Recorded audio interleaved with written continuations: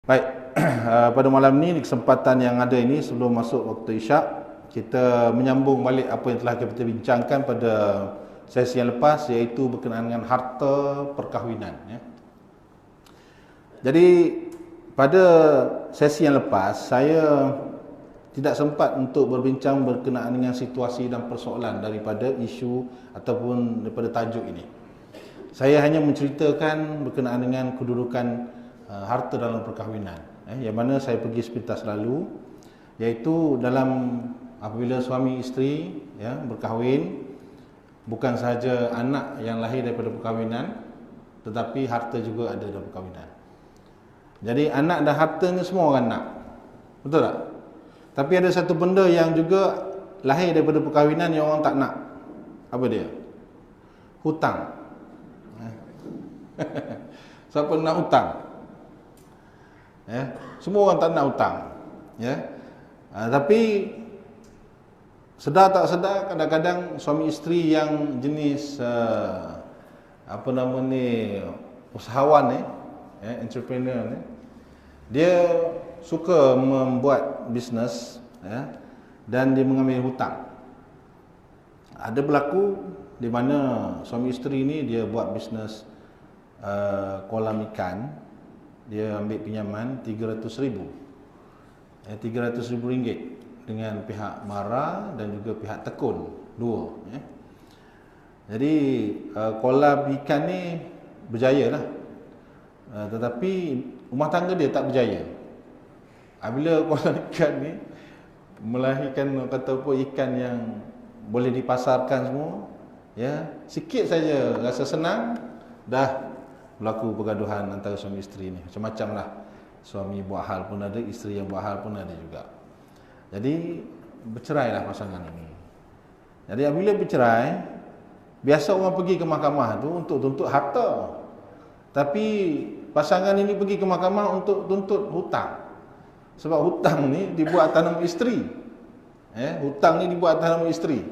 Jadi apabila bercerai, dia membayar 300,000 tu sebanyak sebab pinjaman tu singkat. Dia bukan macam pinjaman perumahan 20 tahun, 30 tahun. Jadi dia kena bayar sebulan 7,000 lebih. Jadi dia kata macam mana dia nak bayar 7,000 lebih. Jadi si lelaki ni datang jumpa dengan saya lah, minta saya bawa kes ni. Dan saya dalam keadaan ini kita nasihatkan supaya kalau betul lah si suami dengan isteri ni memang berpakat nak buat bisnes dan takdir Allah mereka bercerai, hutang ni tak dibayar, dah buat hutang bayar je lah, kan? Paling kurang separuh sama rata, kan? Maknanya kalau 7,000, 3,500 seorang bayar. Kalau awak setuju bayar, saya boleh pergi ke mahkamah dan buat persetujuan dengan isteri. Sebab isteri nak suami dia tanggung semua. Tak adil juga sebab sama-sama buat bisnes. Masa untung sonok, bagi sama rata. Rugi tanggung seorang. Boleh ke macam tu? Tak boleh. Tak boleh. Macam juga pusaka. Kita ingat pusaka ni duit je. Rupa-rupanya saka pun dia jadi pusaka juga. Hantu jadi pusaka. Hutang tu pun jadi pusaka juga. Hutang tu jadi pusaka juga. Kita tengok dah jadi satu tradisi orang kita ni, kan. Bila jenazah nak iring keluar, nak masuk van, tuan-tuan saya ni mewakili keluarga jenazah, kalau adalah jenazah ni, arwah ni masa hidupnya buat hutang dengan tuan-tuan, datanglah jumpa dengan saya. Datang jumpa dia lari. Lepas tu orang datang jumpa dengan dia lari. Tadi bukan main lagi, suruh datang jumpa dia. Tak nak pula. Nak cari harta je mana. Hutang tak nak, hutang ni tak tepi. Padahal yang kena settlekan hutang dulu. Min ba'di wasiyatin aw dain. Nak bagi pusaka tu, ikut faraid ni, min ba'di wasiyatin aw dain. Lepas wasiat, ada apa yang orang tu wasiatkan, bagikan dulu, kemudian harta, hutang. Bagilah hutang tu. Tolak dulu hutang. Tinggal sikit lah. Ataupun negatif, kan? Tak cukup. Nasib baik arwahnya ada juga tinggalkan harta, tak adalah banyak top up.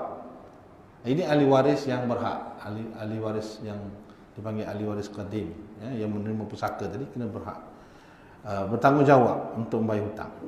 Baik, berbalik kepada perkahwinan begitu juga tuan-tuan. Jadi soal hutang tadi kita letak ke tepi dulu. Ini harta, ya.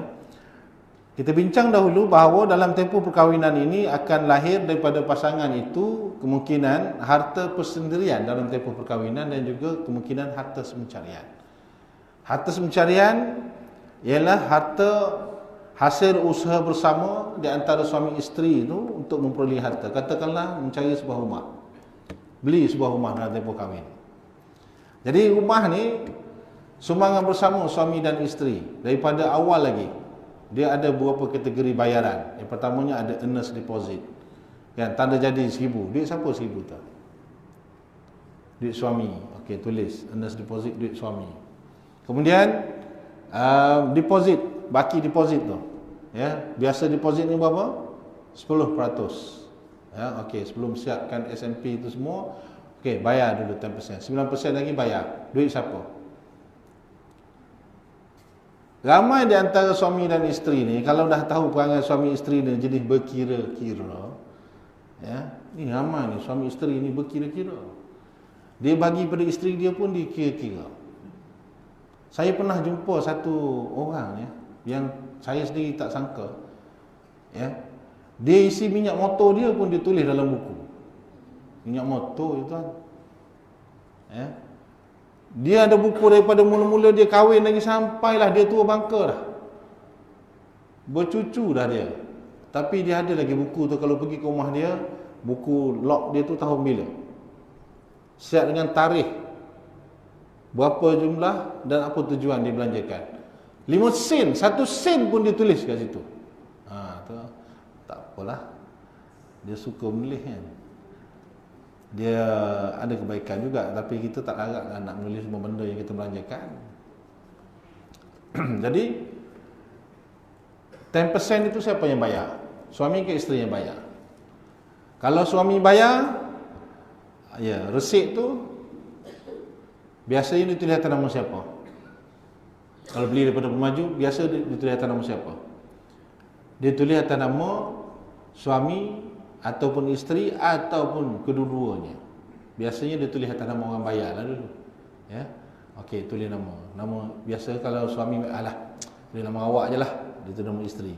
Lepas tu besok bergaduh, isteri tunjuk bukti kata dia yang bayar. Tu nama saya. Nama saya pun duit saya, nama awak pun duit saya. Dok bergaduh macam tu lah. Mana bukti duit awak? Mana nak ada bukti, saya bayar cash. Cash. Cash duit saya lah. Hakim pun pening kepala nak putus. Duit siapa ni? Sebab masing-masing dah tak ingat. 20 tahun dulu kahwin. 20 tahun mula-mula kahwin dia beli rumah. Tak ingat dah duit siapa tuan-tuan, betul tak? Tulislah. Kalau dah suami kita, isteri kita dia kira sangat, tulis. Yang seeloknya kalau beli barang untuk isteri, suami jangan ungkit-ungkit lagi dah, diam je. Dan jangan minta-minta balik barang yang diberikan kepada isteri tu. Kan? Terutama sekali kalau dah bercerai. Bercerai habis semua dia minta balik. Tak boleh. Tak bercerai lagi lah. Jangan minta balik bergaduh lah kita. Pinjam sekejap. Sekejap tu maknanya lenyap tu. Sekejap tapi lenyap maksudnya. Jadi kalau dah bagi pada isteri tu, isteri tu jangan duk tayang-tayang lagi depan muka suami. Kan? Duk tayang-tayang. Kadang-kadang masa bagi tu suami baru dapat projek. Baru dapat claim duit banyak tu dia beli, kat isteri pun dia beli, ya. Lepas tu beberapa lama kemudian suami pula down projek dia, ya. Jadi dia nampak ingat balik apa yang dibagi isteri, minta balik isteri dia. Itu hukum dia berdosa. Kalau dah bagi, kecuali isteri tu baik. Ini isteri ni kira macam berkorban apa saja, ya. Sanggup terkorban. Jadi suami minta balik, bagi, ambil abang buat bisnes mula lah. Ya, tu tak apa. Bagi dengan redha tak apa. Jangan ungkit balik. Ada kes dah berlaku perceraian, dia ungkit balik. Suami dia pinjam dengan dia tak bayar. Beratus ribu. Ada satu kes tuan-tuan, Dia setuju beli kereta sebuah. Isteri dia gaji 30,000. Ya. Dia gaji 13,000. Tapi banyak komitmen lah suami. Tapi keluarga ni nak pakai kereta sedap, kereta yang selesa. Jadi dia belilah kereta MPV sebuah yang baik, harga 200,000. Jadi isteri dia kata, tak apa, saya ada duit cash 100,000. Saya bayar dulu 100,000. Yang 100,000 lagi awak ambil loan, dia kata. Dia kata ke suami dia lah. Jadi suami dia pun ambil loan 100,000, bayarlah bulanan RM1,800 sebulan. 3 tahun saya sempat bayar, bercerai.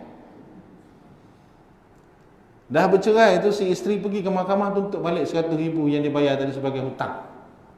Apa jadi dengan kereta ni? Kereta ni harga dah jatuh dah.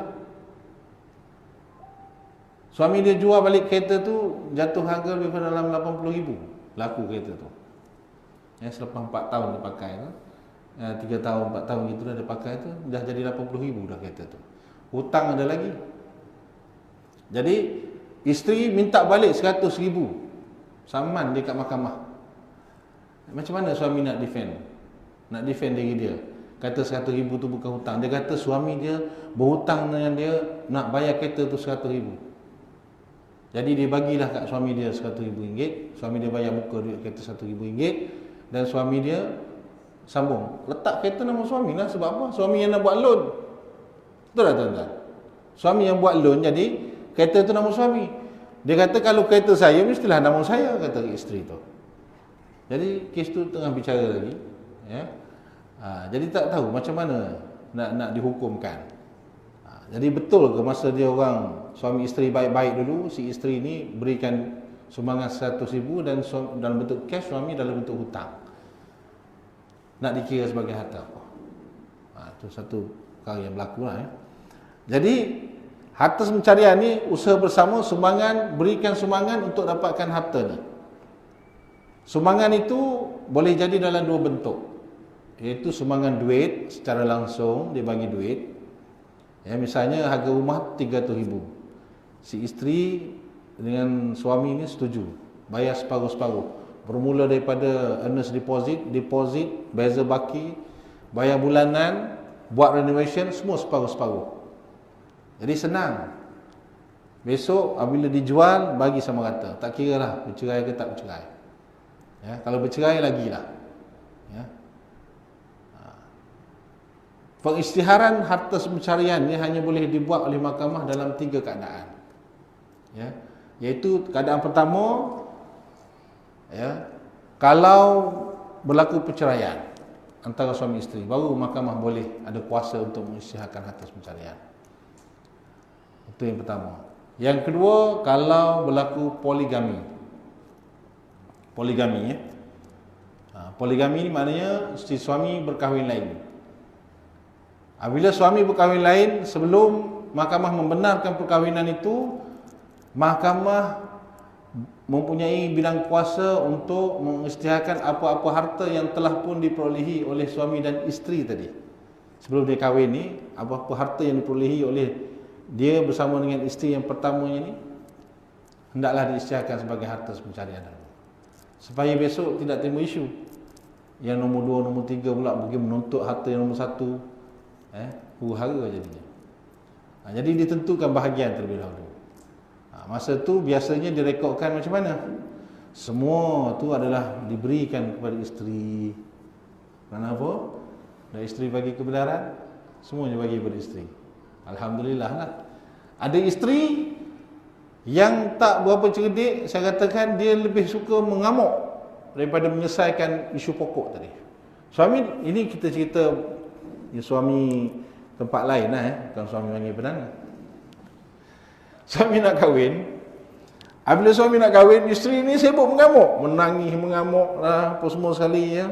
Tak tenang lah kehidupan dia, bergaduh lah hari-hari dengan suami dia. Suami ni kalau dah nak kahwin, dia kahwin juga. Betul tak tuan-tuan? Jadi apabila dia kahwin juga, dia kahwin mungkin dengan cara yang sedikit ke, ataupun dengan cara apa nama ni, tidak illegal lah, ya. Benda tu bukan illegal lah, benda tu bukan legal, maknanya dia illegal, ya. kahwin di sempadan ke misalnya. Jadi akhirnya suami dia kahwin. Lepas tu suami dia pergi buat pengesahan.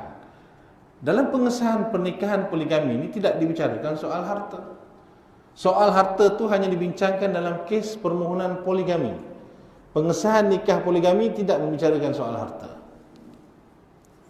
Ya. Sebab apabila pengesahan poligami, isteri pertama tidak dipanggil lagi.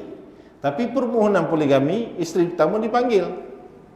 Bukan untuk mendapatkan persetujuan, untuk bertanyakan kalau dia bersetuju ataupun tidak menjadi soal, tapi hakim akan tanya juga. Tapi kalau ada perkara yang nak diselesaikan sebelum suami ni kahwin lain, tapi ini isteri tak sanggup, biarlah tak selesai pun tak apalah, berparanglah kita nanti dia kata. Macam itulah ya tuan-tuan. Tapi ada yang cerdik, okey, dah tak boleh nak tahan orang tua ni, dia kata tak apalah, kita settlekan harta. Ya, sebab orang yang ada harta saja sebenarnya yang orang kata apa, yang tak ada harta pun nak kahwin juga. Tapi orang yang ada harta ni sebenarnya lebih keinginan dia tu berbanding orang tak ada harta. Orang tak ada harta nafsu je tinggi. Sekejap je lepas tu dia bercerai lah. Itulah kebanyakan berlaku, yang ada harta ni dia boleh bertahan sebab apa, ada kemampuan lah, kan? Jadi si isteri cerdik ni okey, pindahkan dulu harta. Cerita nak berperang ni simpan dulu. Tunggu dulu, tengok suami dia macam mana, boleh berlaku adil ke tidak. Dia berperang kemudian. Ya. Jadi dah nak kahwin, pergi kahwin juga, harta ni pindah milik dulu supaya dia dan anak-anak ni secure lah, selamat lah. Harta dah ada dah, tak ada orang nak kacau harta dia, semua dah pindah nama dia. Itu keadaan yang dilakukan oleh isteri yang bagi saya dah bijak. Tapi kalau dia tak boleh nak menahan perasaan dia tadi tu, dia bergaduh lah. Dia asyik bergaduh, dia marah. Akhirnya suami dia pergi kahwin lagi, dia harta pun terkotak-kanting juga, tak susah. Menuntut pula harta, jadi susah. Okey. Harta sepercarian yang ada usaha bersama tadi, mahkamah totally, mahkamah akan melihatkan kepada sumbangan. Tak kira suami ataupun isteri, siapa yang lebih banyak sumbangan, dialah yang mendapat bahagian yang lebih besar. Kalau nak suruh mahkamahnya isytiharkan. Tapi harta sepercarian ni kalau mahkamah tak isytiharkan, tuan-puan selesaikan sendiri sesama suami isteri lebih baik. Masa tu ada tasamuh, belapan dada. Kan? Macam kita bukan nak bercerai, nak cerita pasal harta, banyak harta. Beli rumah sana, beli rumah sini, beli tanah sana, beli tanah sini. Last sekali rumah tu nak dijual ataupun tanah nak dijual. Jual tanah tu dapat duit. Duit pergi mana? Duit pergi mana? Biasanya siapa yang dapat duit ni? Abang simpan je lah bang. Selamatlah, dapat kat abang tu, kan? Tapi isteri ambil bahagian dia. Bang, walaupun saya tak ada duit, sumbangkan, tapi hak saya kurang-kurang 30% ada. Kalau tanah tu 1 juta, minta 300,000 tu tepi dulu, bagi kat isteri. Yang baki 700,000 tu barulah digunakan untuk keluarga. Ini yang bijak. Kalau dia sumbangan sama rata, okey, bagi ikut sumbangan. Ini bukan cerita orang yang bercerai ataupun berpisah. Ini cerita penyelesaian secara baik antara suami dan isteri. Kalau dah berpisah, bercerai, ada harta nak dijual, harta tu, mahkamah akan melihat kepada sumbangan siapa yang paling banyak. Dalam hal ini biasanya isteri akan kalah, kecuali isteri yang juga ada kemampuan dan dia membeli harta tu dengan duit dia sendiri, baru dia dapat bahagian yang besar.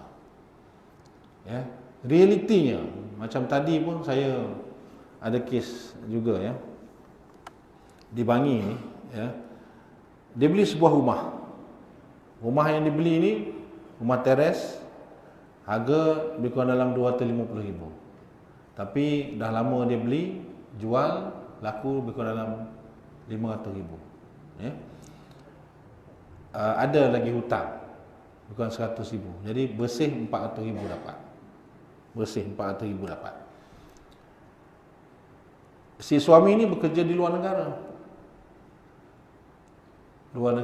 Dia kerja, kemudian tiap-tiap bulan dia hantar duit. Bayar rumah, bayar nafkah isteri, nafkah anak-anak dan keperluan keluarga semua dia bayar. Dia transfer saja. 3-4 bulan sekali ataupun 6 bulan sekali dia balik. Jadi isteri dia tak bekerja, menjaga anak aja isteri dia. Ya. Jadi berapa bahagian isteri dapat? Sebab apa? Waktu suami berada di luar negara ni, isteri ni mungkin kesunyian, telah berjumpa dengan orang lain pula, minta cerai dengan suami dia. Terpaksalah bercerai dengan pasangannya. Jadi harta ni dijual. Jadi isteri langsung tak ada sumbangan dari segi kewangan. Tapi sumbangan isteri tadi tu menjaga anak-anak. Kalaulah suami pergi luar negara, anak-anak 4-5 orang duduk kat sini, tak dijaga oleh isteri, apa jadi dengan anak-anak tu? Merempitlah anak tu semua-semua, menjadikan masalah pada masyarakat. Jadi di sini peranan ibu itu diiktiraf oleh mahkamah. Peranan ibu menjaga anak. Dia tak ada maid. Ibu ni menjaga anak. Sepanjang bapa ni bukan pergi kerja ulang-alik daripada Bangi ke Kuala Lumpur. No, tinggal jauh di perantauan. Ya. Jadi peranan ibu ni diiktiraf. Sekurang-kurangnya 30% daripada hasil bersih jualan itu hendaklah diserahkan kepada ibu sekurang-kurangnya. Maknanya kalau nak bagi lebih pun tengoklah mahkamah akan tengok ada sumbangan lain atau tidak. Kalau tidak, maknanya daripada situlah mahkamah akan berikan bahagian kepada isteri. Sebab itulah Islam mengiktiraf sumbangan isteri walaupun dia tidak memberikan sumbangan secara wang, secara langsung, tapi secara tidak langsung menjaga rumah tangga, membersihkan rumah tangga, menjaga pakaian suami, sehingga suami rasa seronok pergi kerja, rasa aman, lapang. Duk kerja overseas pun isteri ada anak, isteri ada menjaga anak, jadi senang. Jadi itu juga diiktiraf sebagai sumbangan. Jadi mahkamah tetap akan beri kepada isteri. Sebab itulah sebagai suami jangan berkira-kira sangat dengan isteri. Ini nasihat saya lah. Sebab apa? Isteri ni jahat macam mana sekalipun, dia adalah ibu kepada anak kita. Betul tak? Ibu kepada anak kita. Jadi kita tidak boleh memburuk-burukkan ibu ni ataupun isteri kita ni di hadapan anak kita. Begitu juga suami, tak boleh nak memburukkan isteri, tidak boleh memburukkan suami di hadapan anak. Walaupun suami ni jahat macam mana perangai sekalipun, takkanlah tak ada kebaikan yang dilakukan. Jadi bangkitkanlah kebaikan itu berbanding dengan keburukan pasangan itu, supaya anak dapat mencari contoh yang baik, suci dalam debu. Ada suci tapi berdebu sikit. Jadi ambil yang suci tu, ceritakan kebaikan ayah dan mak ni kepada anak-anak. Jadi apa salahnya harta yang anda tu bagi pada isteri dengan jumlah yang saya katakan tadi, mungkin 30%. Kalau rasa nak bagi lebih, bagilah 40%. Kalau rasa banyak nak tolak hutang dan sebagainya, bagilah 20%. Setidak-tidaknya bagilah 10%. Ini langsung tak nak bagi, berlawan dalam mahkamah, tak nak bagi apa pun dekat isteri sebab dia derhaka. Tapi anak, siapa yang mengandungkan anak? Isteri, kan? So kita kenalkan jasa dia sebagai isteri yang melahirkan zuriat kita, yang akan mendoakan kita apabila kita berada di alam barzah nanti. Itu harta pencarian. Kemudian harta persendirian. Harta persendirian dalam tempoh kahwin ni, bukan semua harta yang dibeli itu menjadi harta bersama. Kalau seorang isteri tu misalnya dia bekerja, dia membeli harta sendiri, itu jadi hak milik isteri. Kalau seorang suami dia bekerja dan dia tidak mengabaikan tanggungjawab, dia bagi nafkah, dia bagi keperluan isteri semua, keperluan anak, tempat tinggal pun dia sediakan, ada lagi duit lebih dia beli, dia buat simpanan, itu hak suami, bukan hak harta pencarian. Ataupun suami isteri dapat harta ni secara pusaka, mempusakai daripada ayahnya, maknya, keluarganya. Itu jadi hak dia lah. Kan? Keluarga isteri tu kaya, kalau misalnya meninggal ayah, dia dapat harta banyak isteri. Tiba-tiba suami pun dia terhegeh-hegeh nakkan harta isteri tu. Tak boleh. Kecuali isteri benarkan. Harta tu oleh kerana dia mempusakai daripada keluarganya, sama sekali harta itu tidak akan menjadi harta sepencarian. Sebab harta itu bukan dicari bersama, harta itu diperolehi oleh isterinya. Begitu juga harta suami. Kalau suami mempersakai hartanya daripada keluarganya, harta itu adalah milik suami mutlak. Jadi isteri tidak berhak untuk menuntut harta itu atas dasar harta sepencarian, kan diperolehi. Begitu juga diperolehi dengan cara pemberian daripada pihak ketiga.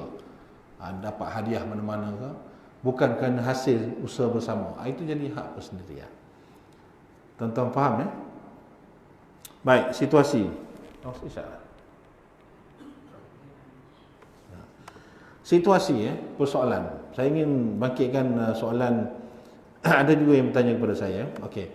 Isteri beli rumah, letak nama suami, isteri yang bayar. Tiap-tiap bulan isteri bayar. Suami tak bayarlah rumah tu, cuma nama suami saja. Mungkin kerana nak pinjam loan suami ke, ataupun atas tujuan apa. Kemudian lepas tu isteri meninggal. Apa yang hukum harta tu? Anak yang punya. Ya.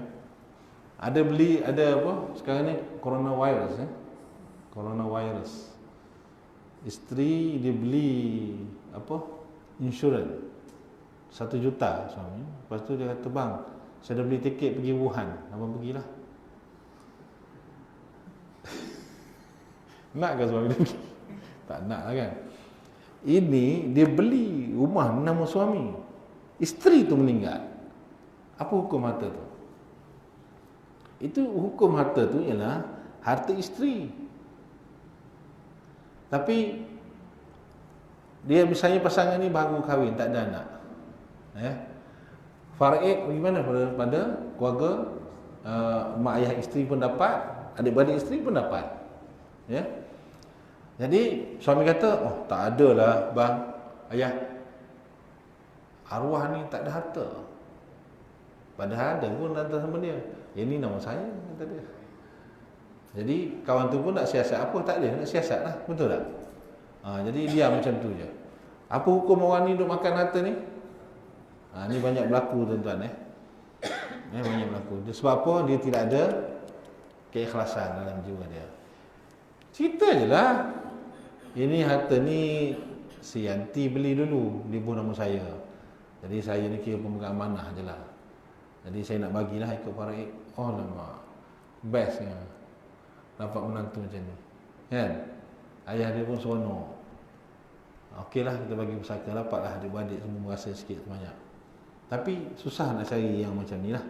Ataupun sebaliknya, suami beli rumah buh nama isteri, bukan nak hadiah, tapi letak je nama isteri tu. Suami meninggal, si isteri pun kata, dah tak ada harta dah suami ni.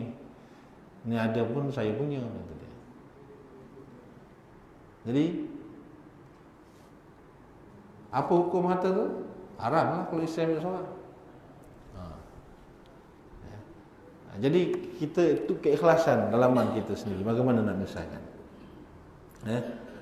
Okey. Ataupun suami isteri ni beli rumah, dia letak nama adik-beradik dia. Dia letak nama adik-beradik dia. Lepas tu suami isteri ni meninggal, ataupun salah seorang meninggal, isteri meninggal. Jadi harta ni apa jadi? Ataupun suami isteri tadi meninggal, tak tahu dah. Jadi tinggal nama orang yang diamanahkan tadi. Jadi orang tu macam mana? Dia nak bagi pusaka ke dia diam? Kalau dia diam apa jadi? Haram. Ya. Ataupun suami isteri dia tak meninggal, dia bercerai, nama berada pada salah seorang. Apa jadi? Dia kena bagi yang ikut sumbangan tadi. Jadi sebab itulah saya katakan bahawa harta dalam perkahwinan ini sebenarnya tidaklah begitu complicated. Kalau masing-masing suami dan isteri ini bertasamuh dan faham tentang halal dan haram. Yang jadi bergaduh ni harta semencarian, tuan-tuan tahu tak berapa lama nak bicara kat mahkamah? Bicara kat mahkamah harta semencarian ni kurang-kurangnya 3 ke 4 tahun. Dia membawa kepada 10 tahun pun ada sehingga peringkat rayuan. Ni kes tuntutan harta pencarian ni. Kenapa? Kerana panjang perbicaraan dia.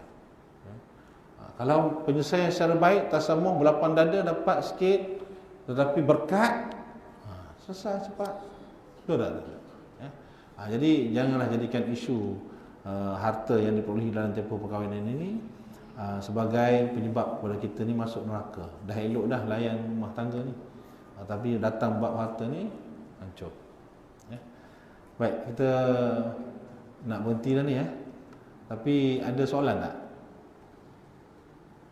Nak tanya satu.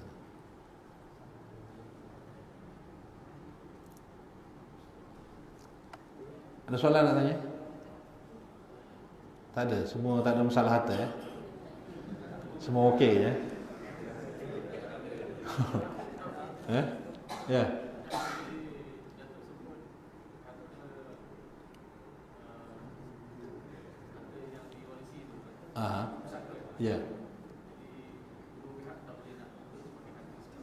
Ya.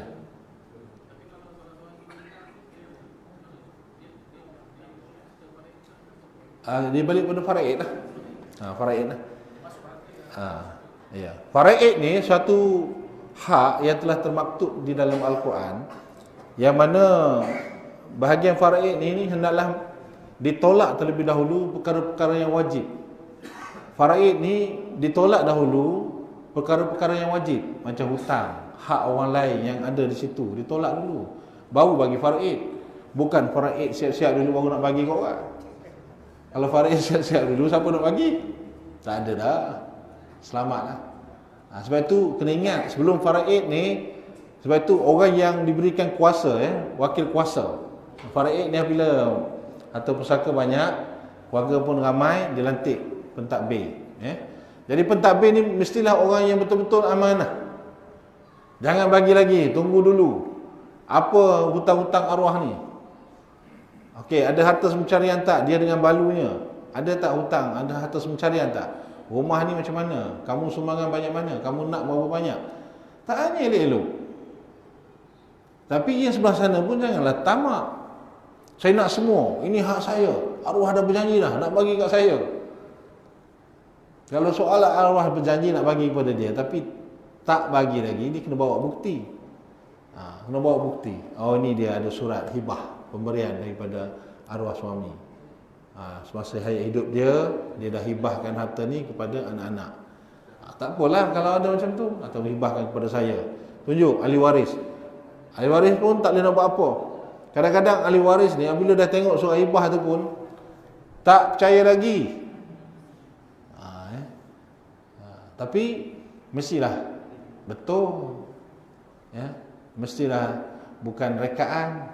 Ada kadang-kadang rekaan, tolak hutang. Oh, arwah ada berhutang dengan saya, berapa? 100,000. Okeylah, bayarlah. Tak ada begitu. Mesti tunjuk bukti 100,000 tu hutang bila, dalam bentuk bagaimana arwah ambil dengan kamu, untuk tujuan apa. Siasat dulu, bukan kata bulat-bulat terima. Ada siasatan yang kena dibuat. Okey, ada soalan? Ya, apa? Kalau seorang kahwin sama seorang perempuan, ada anak kecil itu. Ya. Sesuai suami itu memegang harta. Ya. Apakah bila harta itu digunakan juga oleh suami baru ini, bagaimana teman-teman? Itu panggil harta anak yatim. Harta anak yatim ni tak boleh digunakan kecuali untuk keperluan anak yatim itu sendiri. Ataupun kita nak melihara dia, nak kena bayar sewa ke apa ke, itu boleh diambil daripada harta anak tu. Apabila anak tu mencapai umur yang selayaknya dia menerima harta itu kembali, maka serahkanlah harta itu pada dia. Tak boleh orang lain ambil, menguruskan saja. Menguruskan saja sebagai pemegang amanah. Tak boleh kita makan harta anak yatim, itu haram. Ya. Ya.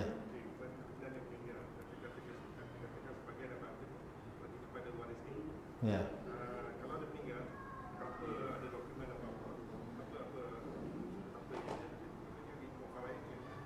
Sebab itu dalam Al-Quran Allah Subhanahu wa taala berfirman, "Idza tadayantum bidainin ila ajalin musamma faktubuh." Apabila kamu berjanji tentang sesuatu hutang untuk dibayar pada masa yang bertempoh, maka hendaklah kamu tulis. Tulis tu yang pentingnya, buat agreement itu penting, supaya tidak timbul persoalan, keraguan dan sebagainya. Jadi kalau wasiat ni pun ada pula kategori wasiat. Bagaimana persoalan wasiat itu nak dibincangkan panjang lebar lah kalau kita nak membahaskan persoalan wasiat. Cuma saya berikan satu konsep umum saja. Apabila seseorang mendakwa bahawa si mati telah berwasiat, jadi wasiat itu sendiri perlu dilihat macam mana bentuk wasiatnya.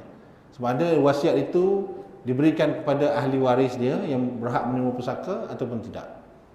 Kalau wasiat itu melibatkan ahli waris yang menerima pusaka, mestilah semua ahli waris itu setuju, barulah wasiat itu boleh diambil kira. Misalnya ada anak lelaki seorang, anak perempuan 3 orang.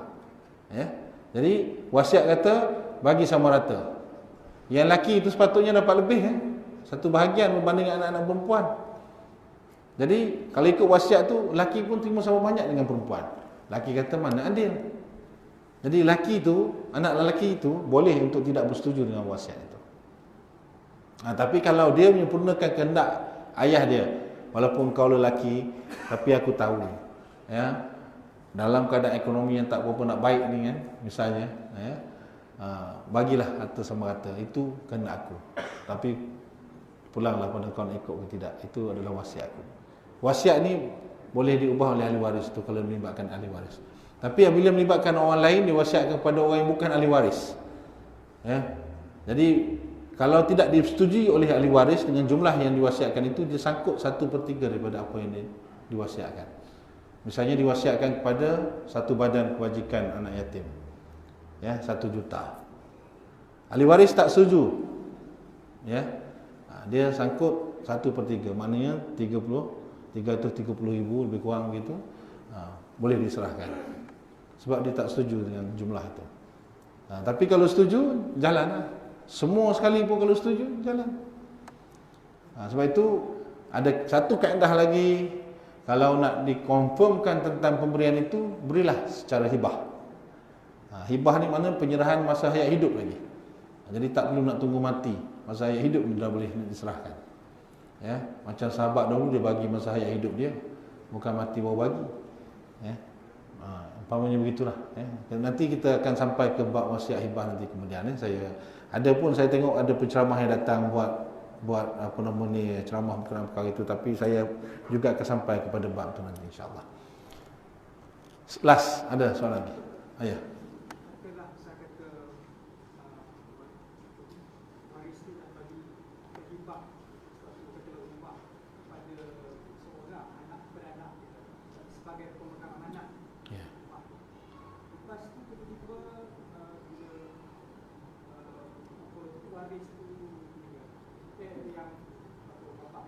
Ya. Anak dia sebagai pemegang amanah tu bankrupt. Dekat rumah tu boleh digadai, boleh diambil balik. Dia apabila kita hibahkan suatu harta ni, maknanya kita dah bagi kepada orang tu. Hibah tu maknanya kita dah bagi. Sebagai pemegang amanah, ada surat dia sebagai pemegang amanah kepada orang lain. Kepada harta tu pemegang amanah kepada siapa? Anak yang dihibahkan. Jadi dia tidak menjejaskan harta hibah tu walaupun pemegang amanah tu disiarkan bankrupt. Kerana harta tu tidak dihibahkan kepada pemegang amanah tu, dihibahkan kepada anak. Cuma dia sebagai pemegang amanah kepada anak tu. Jadi dia kena declare lah kepada pihak authority, insolvensi dan sebagainya, bahawa ini adalah amanah saya pegang sebagai penanggung amanah. Bukannya harta ni harta milik saya. Ada surat perjanjian mesti ada dan boleh direfer, boleh dirujuk kepada surat perjanjian tu. Supaya harta tu tidak pun dibekukan oleh pihak insolvensi, dipegang oleh pihak insolvensi lah. Okey, sekadar itu saja, insya-Allah kita sambung lagi pada bulan hadapan. Nanti kalau ada apa-apa soalan bolehlah persiapkan apa-apa sajalah persoalan berkait dengan kekeluargaan insya-Allah. Jadi kita berhenti di situ dulu. Mudah-mudahan apa yang kita bincangkan secara ringkas pada malam ini akan memberi manfaat kepada kita. A'udzubillahi minasyaitonir rajim. Bismillahirrahmanirrahim. Alhamdulillahirabbil alamin wassalatu wassalamu ala asyrafil anbiya'i wal mursalin wa ala alihi wa sahbihi ajma'in. Allahumma rabbana innaka ta'lamu anna hadhihi al-quluba qad ijtama'at 'ala mahabbatik wa iltaqat 'ala ta'atik wa tawahhadat 'ala da'watik wa tahadat 'ala nusrati syari'atik. وثق اللهم رابطتها وعلمها وهدها سبلها واملأها بنورك الذي لا يخبو واشرح صدورها بفيض الإيمان بك وجميل التوكل عليك وأهلها بمعرفتك وأمتها على شهادة في سبيلك إنك نعم المولى ونعم النصير. اللهم اجعل جمعنا هذا جمعا مرحوما وتفرقنا من بعده تفرقا معصوما. ربنا آتنا في الدنيا حسنة وفي الآخرة حسنة وقنا عذاب النار. صلى الله على سيدنا محمد وعلى آله وصحبه وسلم. Walhamdulillahirabbil alamin. Taqabbalallahu minkum. Kita tangguh dengan tasbih kafarah dan surat Al-Asr.